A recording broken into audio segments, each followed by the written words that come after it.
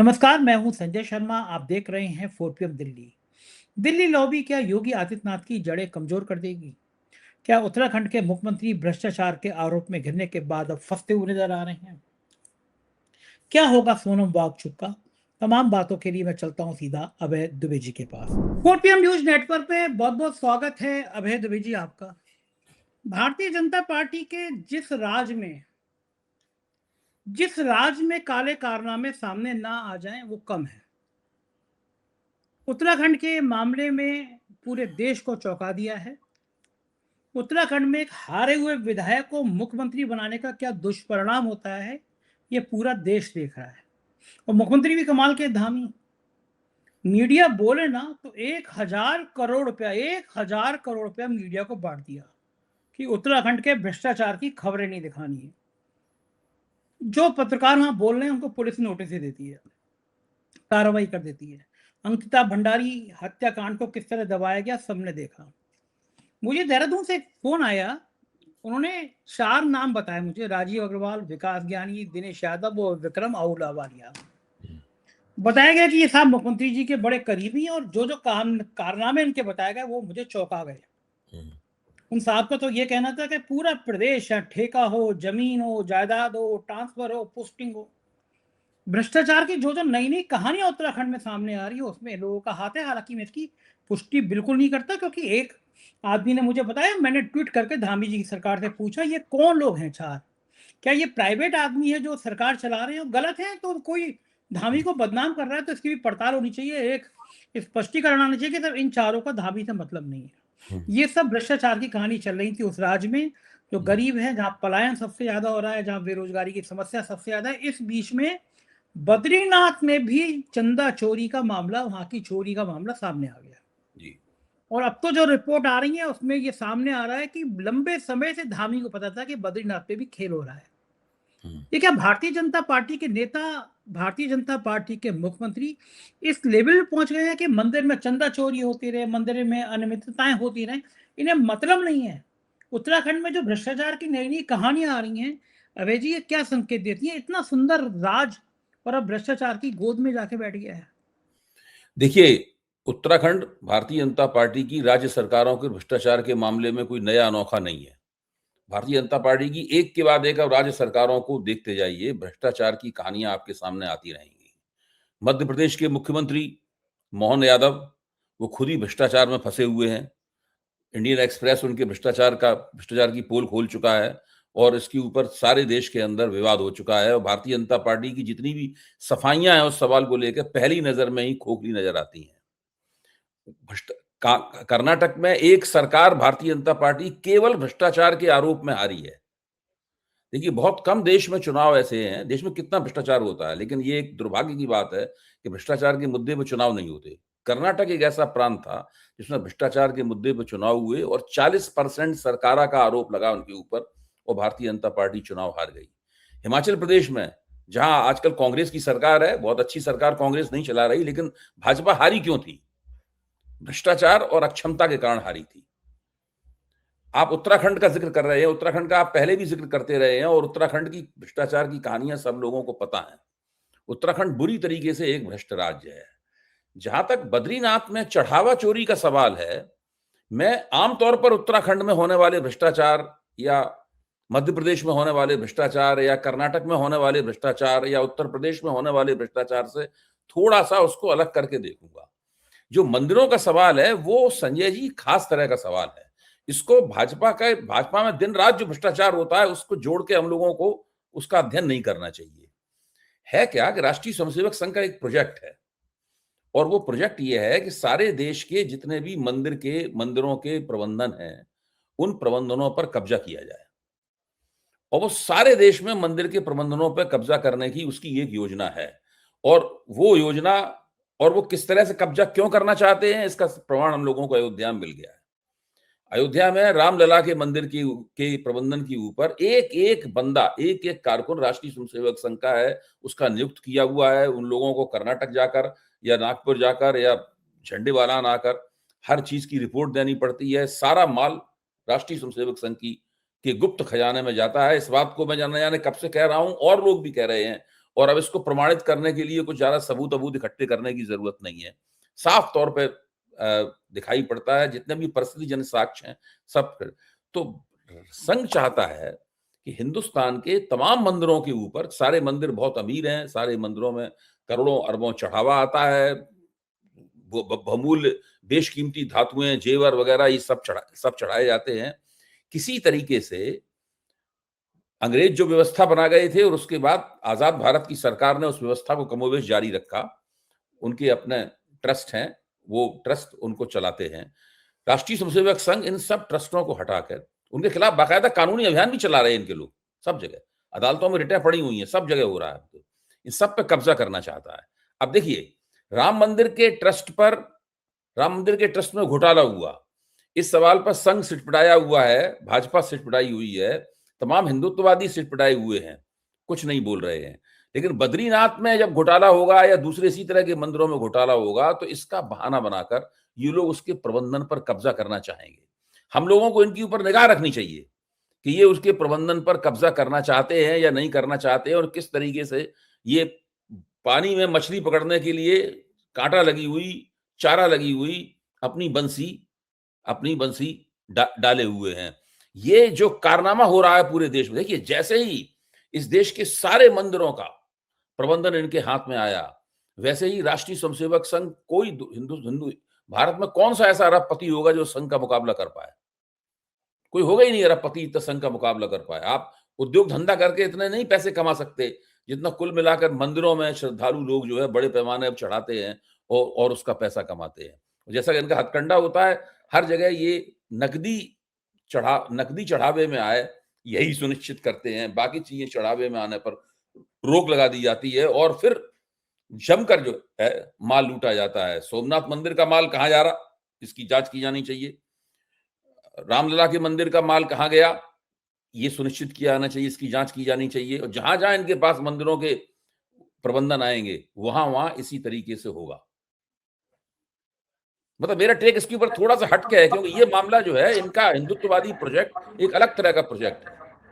इससे अच्छा, मुझे बताइए कि दो बातें करना चाहते हैं। एक तो ये पूजा अर्चना का जो पारंपरिक तरीका है उसको बदल देना चाहते हैं, सबका नकदीकरण कर देना चाहते हैं, श्रद्धा को रोकड़े में बदल देना चाहते हैं। ये श्रद्धा बराबर रोकड़ा, ये इनका बुनियादी फार्मूला है, ताकि सारे देश के हिंदू श्रद्धालुओं की जेब का, मेहनत का पैसा बिना बैंक में जाए, बिना उद्योग धंधों में लगे हुए मंदिरों के जरिए राष्ट्रीय स्वयंसेवक संघ के खजाने में जाता रहे। ये एक बड़ा जबरदस्त किस्म का इन लोगों ने हथकंडा निकाला है। अभी तक लोग इस हथकंडे को समझ नहीं पाए हैं। मैं ये कह रहा हूं कि यही हथकंडा है, इसके ऊपर ध्यान रखिए। आगे हम लोगों को इन्हीं प्रश्नों पर बहस करनी पड़ेगी। अच्छा अभय जी, ये प्रयोग कहां तक ठीक था कि बुरी तरह हारे थे धामी और फिर धामी को ही मुख्यमंत्री बना दिया जाए? और धामी के जब भ्रष्टाचार की इतनी कहानियां सामने आ रही हैं, बीजेपी के अंदर असंतोष बढ़ता जा रहा है, कांग्रेस के प्रदेश अध्यक्ष ने जो गंभीर आरोप लगाए हुए हैरान करने वाले हैं, बुरा हाल है प्रदेश का, तब भी धामी पे कार्रवाई क्यों नहीं कर रहा है केंद्रीय मंत्रिमंडल? और क्या उचित था हारे हुए विधायक को मंत्री बनाना, मुख्यमंत्री बनाना? नहीं, वो विधायक हारा हो जो जीता हो, उससे उनके ऊपर कोई असर नहीं पड़ता। मोदी जी जानते हैं, मोदी जी की पहली शर्त ये होती है कि जिस व्यक्ति को मुख्यमंत्री बनाए वो पूरी तरीके से उनके अंगूठे के नीचे रहे। अगर हारे हुए व्यक्ति को मुख्यमंत्री बनाया जाए तो ये चीज ज्यादा आसानी के साथ संपन्न हो सकती है। अगर मान लीजिए कोई बहुत लोकप्रिय नेता है जिसका बड़ा रुतबा चलता है, वो खुद भी जीतता है, दूसरों को भी जिताता है, अगर ऐसा है तब फिर उसमें संकट होगा। कौन कितना भ्रष्ट है, ज्यादा भ्रष्ट है तो भी उनके अंगूठे के नीचे रहेगा। भाजपा के तमाम मुख्यमंत्रियों का इतिहास जो है वो भ्रष्टाचार का इतिहास है, चाहे वो भाजपा के बाहर से आए हुए हों, चाहे भाजपा के अंदर से आए हुए। मोहन भागवत भाजपा के अंदर से आए हुए, पुष्कर सिंह धामी भाजपा के अंदर से आए हुए, असम के मुख्यमंत्री बाहर से आए हुए, त्रिपुरा के मुख्यमंत्री बाहर से आए हुए। ये तमाम मुख्यमंत्री आपको सारे लोग बाहर से आए हुए मिलेंगे। और बंगाल के मुख्यमंत्री सब तो पैसा लेते हुए पकड़े गए हैं भाई। बंगाल के मुख्यमंत्री तो कैमरे के ऊपर पैसा लेते हुए पकड़े गए हैं। लेकिन फिर भी अब ऐसे लोगों को जब आप बनाएंगे तभी तो वो आपके कब्जे में रहेंगे। बंगाल के मुख्यमंत्री, आपको पता नहीं, बंगाल के ये जो मुख्यमंत्री हैं, खुद नरेंद्र मोदी ने अच्छा, अपने हाँ हाँ भाषण हाँ में हाँ नरेंद्र मोदी ने अपने भाषण में एक्टिंग करके बताया था कि किस तरीके से ये पैसा जेब में रख रहे थे, और उसका वो अब हाँ चुनाव मुहिम के दौरान वो क्लिप मैंने भी देखा है और आपने भी देखा, मैं केवल याद दिला रहा हाँ हूं आपको। हाँ हाँ, बिल्कुल जो ठीक बात है। व्यक्ति और तो कैमरे पे पैसा लेते हुए पकड़ा गया, तब ये ममता बनर्जी के साथ थे, उस व्यक्ति को इन्होंने गा बजाकर मुख्यमंत्री बनाया। आप देखिए, जो इनका कहना है ना कि भ्रष्टाचार के प्रति हम जीरो टॉलरेंस की नीति रखते हैं, भ्रष्टाचार विरोध के प्रति जीरो टॉलरेंस है इनका। जो फिर करप्ट तो जो भ्रष्टाचार फिर तो आप ठीक है। सामने देख रही हेमंत विश्व शर्मा के खिलाफ खुद भारतीय जनता पार्टी ने भ्रष्टाचार की चार्जशीट निकाली थी। हम्म। अब आप और क्या कहा जाए बताइए। फिर तो ठीक है, अगर उत्तराखंड के मुख्यमंत्री दाएं बाएं कुछ उनके चेले चपाटे नहीं करते हैं, नहीं, मुख्यमंत्री ये पद तो में कुछ तो क्वालिटी नहीं है। देता है। देखिए, बीजेपी का मुख्यमंत्री अगर भ्रष्टाचार करे, भ्रष्टाचार के जरिए पैसा जमा करे, मुझे तो नहीं लगता वो पैसा सिर्फ उसकी जेब में जाता है, मुझे नहीं लगता। देखिए, कुशल भ्रष्टाचारी लोग जो होते हैं, जो नियोजित रूप से संस्थागत रूप से भ्रष्टाचार करते हैं, उनकी एक विशेषता होती है, वो पैसे को बांटते भी हैं, केवल अकेली अपनी जेब में नहीं रखते पैसे को। वो हर तरीके से जो लोग उनके भ्रष्टाचार पर रोक लगा सकते हैं, जैसे आपने खुद ही बताया कि उन्होंने अखबार वाले न बोले इसलिए उनके बीच में करोड़ों रुपए उन्होंने बांट दिए। तो वो तो ये सब वो तो होता ही है। वो तो अब ये बहुत बड़ा हिस्सा जो है पार्टी फंड में पार्टी देते होंगे, आला कमान के पास बहुत बड़ा हिस्सा जाता होगा, उसका एक बड़ा हिस्सा जो है वो राष्ट्रीय स्वयंसेवक संघ के खाते में जाता होगा। सब लोगों का गला तर है, सब लोग मस्ती में है, माल बरस रहा है राज्यों से, केंद्र सरकार से माल बरस रहा है, मंदिरों से माल बरस रहा है, जो उनके हाथ में है उसको लगातार खींच रहे हैं, बिल्कुल लेकिन माल बरस रहा है चारों तरफ से। जलवा है पैसे कमाने का तरीका। और मुख्यमंत्रियों की बात चली है तो लखनऊ में एक चैनल का आज तक का एक चौपाल चर्चा थी। वहां पे भारतीय जनता पार्टी के प्रदेश अध्यक्ष ने तो बिल्कुल योगी आदित्यनाथ के नीचे से जमीन खिसका दी। या मैं कहूँ कि अमित शाह जी का संदेशा सुना दिया।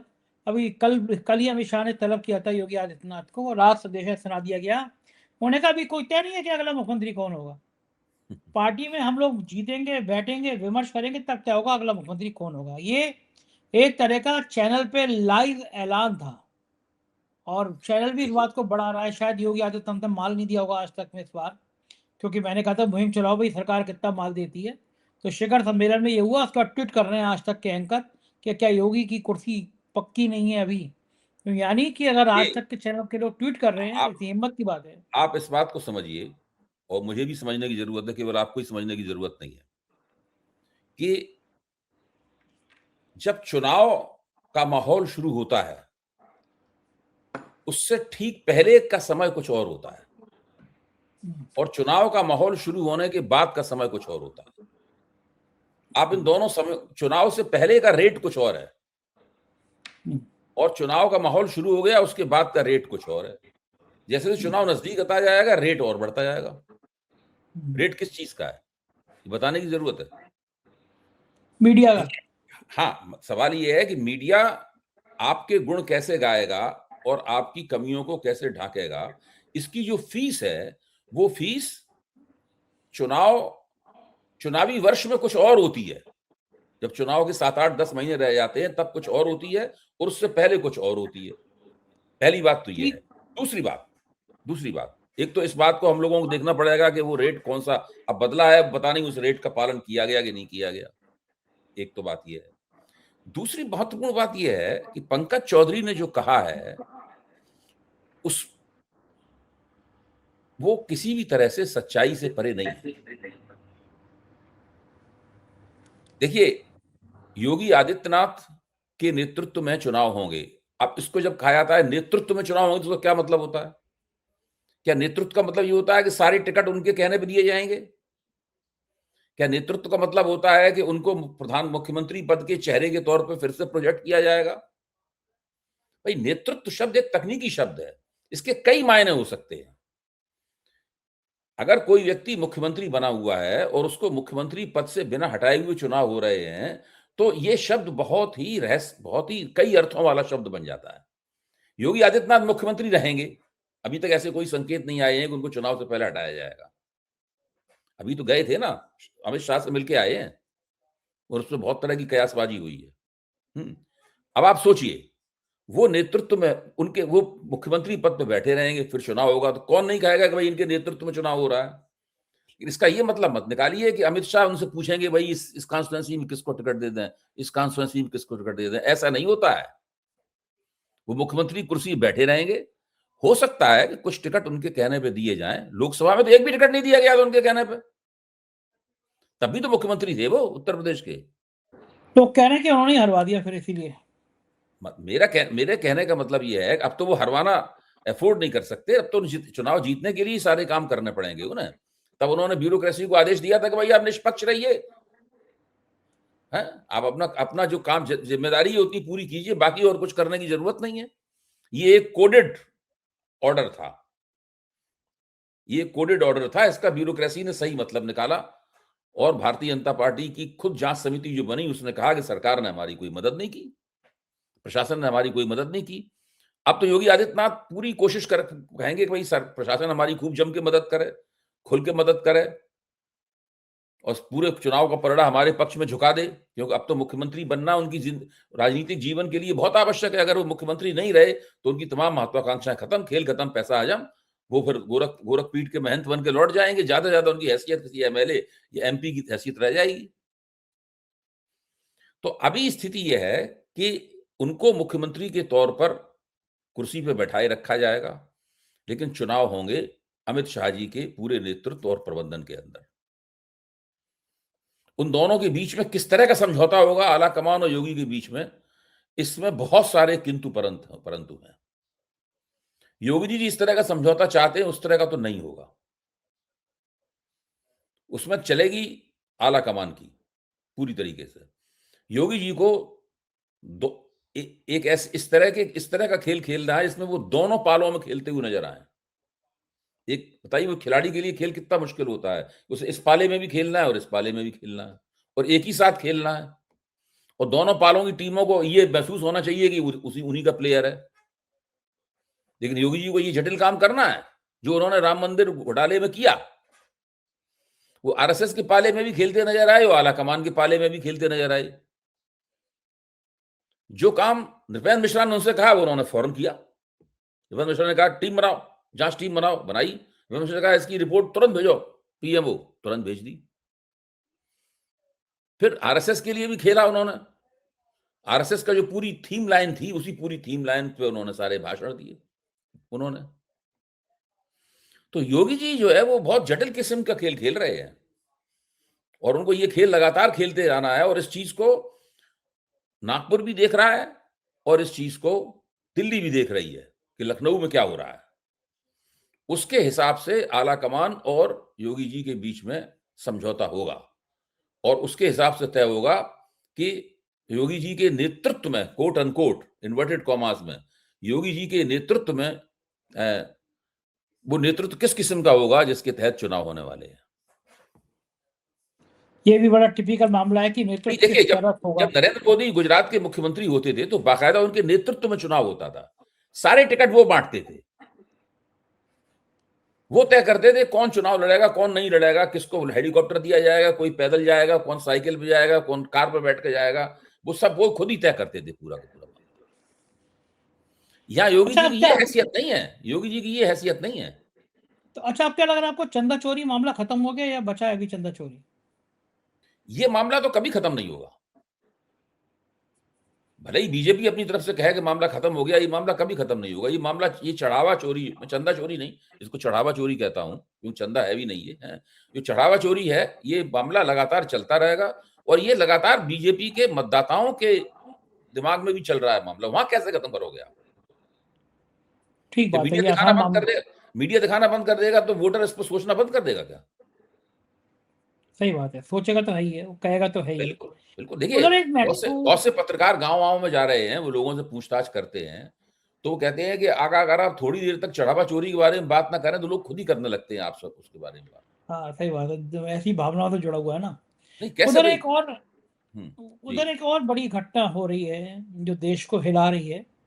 सोनम वांगचुक की हालत बिगड़ती जा रही है, लेकिन वो नौजवानों के पक्ष में है और कई सारे अब तो देश के अलग अलग और लोगों ने वहाँ पे जाके अपना समर्थन दिया है। फ़िल्म इंडस्ट्री के भी बहुत लोग पहुँचे, प्रकाश झा जी, प्रकाश झा, सौरभ भास्कर। सदी के महानायक अमिताभ बच्चन गायब हैं। मैंने ट्वीट भी किया कि भाई देश ने आपको कितना सम्मान दिया, कितना पूजा की। नौजवानों का मामला देश भर के नौजवानों का मामला है। आप जहाँ जा नहीं सकते तो कम से कम एक ट्वीट ही कर दो कि साहब हम नौजवानों के साथ हैं। ये जो बड़े-बड़े स्टार होते हैं, मैंने कहा कि जब अयोध्या में ज़मीन खरीदी थी बच्चन साहब को, तो वो लोढ़ा ग्रुप के समर्थन में वहाँ पहुँच गए, नारेबाज़ी मतलब बयानबाज़ी की ज़मीन बड़ी अच्छी है। लेकिन ट्वीट करते रहते हैं 1, 2, 4 नंबर, ये नंबर, वो नंबर। अमिताभ बच्चन को क्या कमी है जो वो नौजवानों के साथ खड़े नहीं हो रहे हैं? मतलब क्या देखिए, डर है? अमिताभ बच्चन अनुपम जितने 1 सफल मिनट 1 मिनट 1 मिनट और को बात अपनी पूरी कर लूँ। उधर अनुपम खेर, वहाँ जाके कह रहे हैं कि मैंने कितना महान कार्य किया है, मैं राम मंदिर पे पिक्चर बना रहा हूँ, उनको ये नहीं पता राम कौन से युग में पैदा हुए थे, गलत बता दिया। और कहा कि मैं इसमें अशोक सिंघल की भूमिका कर रहा हूँ।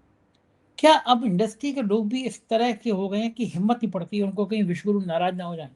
देखिए, मोदी जी जब 2014 में प्रधानमंत्री बनकर आए, तो मोदी जी ने सारे देश में, जिसको अंग्रेजी में कहते हैं कि ओपिनियन ओपिनियन का क्या कर दिया उन्होंने? ओपिनियन का पोलराइज़ेशन कर दिया। यानी जनमत का ध्रुवीकरण कर दिया मोदी जी ने। हुँ? और वो जनमत के ध्रुवीकरण से राष्ट्रीय बम्बई फ़िल्म इंडस्ट्री भी नहीं बची। बम्बई फ़िल्म इंडस्ट्री में भी अ, वो बन गए, अ, ख़ैमे बन गए। और उन ख़ैमों में एक अशोक पंडित हैं, जो कि प्रोड्यूसरों का, आप तो बॉम्बे में आप जानते होंगे एक संगठन है, वो संगठन चलाते हैं। अब उनके मैं भी नाम के उसका मेंबर हूँ, मैं भी हाँ, उसका मेंबर हूँ। जी, जी, हाँ, उसके नाम के पीछे पंडित लगा हुआ है, समझ लीजिए कश्मीरी पंडित है। अनुपम खेर भी कश्मीरी पंडित है। कश्मीरी पंडितों के मन में एक तरह की आह है, उनको लगातार एक दमित होने का उनके अंदर एहसास है, जो सही एहसास है, मैं उसका समर्थन करता हूँ। उनके हाँ, साथ जुड़े समय हाँ, रैना भी कश्मीरी हाँ, पंडित है, हाँ। अपने शो में ज़िक्र करता भी है समय रैना। जी, जी, हाँ, तो उसका वो नहीं करता हूँ, मैं समर्थन करता हूँ उसका। लेकिन ये लोग, ये अभी आदित्य धर जिन्होंने धुरंधर फ़िल्म बनाई है, उड़ी फ़िल्म बनाई थी, वो भी कश्मीरी पंडित हैं। हाँ, अभी समय रैना 2 दिन पहले मेरे साथ डिनर कर रहे थे, उन्होंने मुझे डिनर पे बुलाया था समय रैना ने, तो समय रैना ने उस समय खाना खाते-खाते भी कश्मीरियों के दर्द का मुझसे साझा किया कि हम हाँ, लोग किस तरह आए थे, पिता भी पत्रकार हैं उनके, हाँ, कि किस तरह परिवार आया था, बताया था समय रैना ने मुझे। हाँ। तो ये इन लोगों ने अपने मन की जो आह है, उसका एक भोंडा राजनीतिकरण किया और ये नरेंद्र मोदी के बगल बच्चे बन गए। हुँ, नरेंद्र मोदी के ढिंढोरा लेके नरेंद्र मोदी का वो करने लगे। उसके बाद में फिर अक्षय कुमार वो उनके साथ जुड़ गए। इस तरीके से पूरा एक बीजेपी हिंदुत्व और मोदीवादी समर्थक गुट वहाँ पे फ़िल्म इंडस्ट्री में खड़ा हो गया। और ये सारे के सारे लोग फिर प्रोपेगेंडा फ़िल्में बननी शुरू हुई। धुरंधर उन फ़िल्मों की शीर्ष पर है। कश्मीर फाइल बनी और तमाम इस तरह की फ़िल्में बनी, केरला स्टोरी, कश्मीर फाइल वगैरह-वगैरह। तो नरेंद्र मोदी के ऊपर फ़िल्म बनी, जिनके ऊपर सुरेश ओबेरॉय के बेटे ने नरेंद्र मोदी का रोल किया। विवेक ओबेरॉय ने उनकी भूमिका की। हालाँकि वो फ़िल्म बहुत बुरी तरीके से पिट गई। अ, तो कोई उस फ़िल्म की कोई कतई याद ही नहीं करता, हैं? तो बड़े पैमाने पर हिंदुत्ववादी राष्ट्रवाद और ख़ास तौर से नरेंद्र मोदी की शख्सियत को केंद्र में रखकर ज़बरदस्त रूप से प्रोपेगेंडा फ़िल्में बनी और उन वो ये जो राम जन्मभूमि पे फ़िल्म बनाने जा रहे हैं, ये भी एक प्रोपेगेंडा फ़िल्म है। ये भी हुँ। एक प्रोपेगेंडा फ़िल्म है। तो वो यही सिलसिला लगातार जारी रहेगा। बीजेपी और उनके समर्थक जो फाइनेंसर्स वगैरह हैं, आप तो उस पूरी कहानी और पूरे स्ट्रक्चर को अच्छी तरीके से जानते हैं मतलब है। वो लोग इसको लगातार जीवित किए हुए हैं, उसमें कुछ ही फ़िल्में चलती हैं। जैसे कश्मीर फाइल फ़िल्म चल गई थी, हैं? शायद केरला स्टोरी भी कुछ थोड़ी बहुत चली है। इनकी फ़िल्में सब आदित्य धर की बनाई हुई तीनों बड़ी फ़िल्में चली हैं। उड़ी भी चली और ये दोनों भी बहुत ज़बरदस्त हिट हुई हैं। बाकी कोई फ़िल्म इनकी चलती नहीं है, सब बुरी तरीके से पिट-पिटाई जाती हैं। लेकिन फिर भी जो उसका पूरा तंत्र है, उस पूरे फ़िल्मों के ज़रिए प्रोपेगेंडा की जो वैल्यू है, उसका पूरा दोहन ये लोग करना चाहते हैं और उस काम में लगे हुए हैं। इससे कोई फ़र्क नहीं पड़ता कि ना ये नहीं पता है कि राम त्रेता युग में पैदा हुए थे कि द्वापर युग में पैदा हुए थे, कलयुग में पैदा हुए थे कि सतयुग में पैदा हुए थे। इस सब का इनको ज्ञान हो ये कोई आवश्यक नहीं है। ये लोग भारतीय जनता पार्टी और हिंदुत्व की जो प्रोपेगेंडा मशीन है, उस मशीन के एक अंग हैं और उसी तरीके से ये लोग सब काम कर रहे हैं। इस तरह की हास्यास्पद बातें करते हैं, अक्षय कुमार पूछते हैं कि आप आम छील के खाते हैं कि काट के खाते हैं? ऐसी बहुत सारी बातें मतलब जो है होती रहती हैं। सब कुछ प्रायोजित हो रहा है। मोदी जी को इस तरह की प्रायोजित प्रायोजित पब्लिसिटी में मोदी जी को बहुत दिलचस्पी है, उसकी वो परवाह नहीं करते कि इस प्रायोजित पब्लिसिटी की पोल धीरे-धीरे खुलती जा रही है, ये इसकी प्रभावकारिता का बहुत क्षय हो गया है, ये इसकी परवाह नहीं करते। बिल्कुल ठीक कह रहे हैं अभय जी, स्थिति यही है। बहुत-बहुत शुक्रिया, आपने मुझसे बातचीत की, समय दिया, थैंक यू। ये थे अभय दुबे जी और बहुत अच्छे विश्लेषण पूरे देश की राजनीति को लेकर किया। सोचिए भारतीय जनता पार्टी को फर्क नहीं पड़ता कि मंदिरों में भगवान के नाम पर चोरी हो रही है। सोनम वांगचुक की हालत बड़ी खराब होती जा रही है, पूरी दुनिया में चिंता व्यक्त कर रहे हैं कि सरकार को फर्क नहीं पड़ता। आपको बातचीत कैसी लगी बताइएगा जरूर। शुक्रिया, थैंक यू।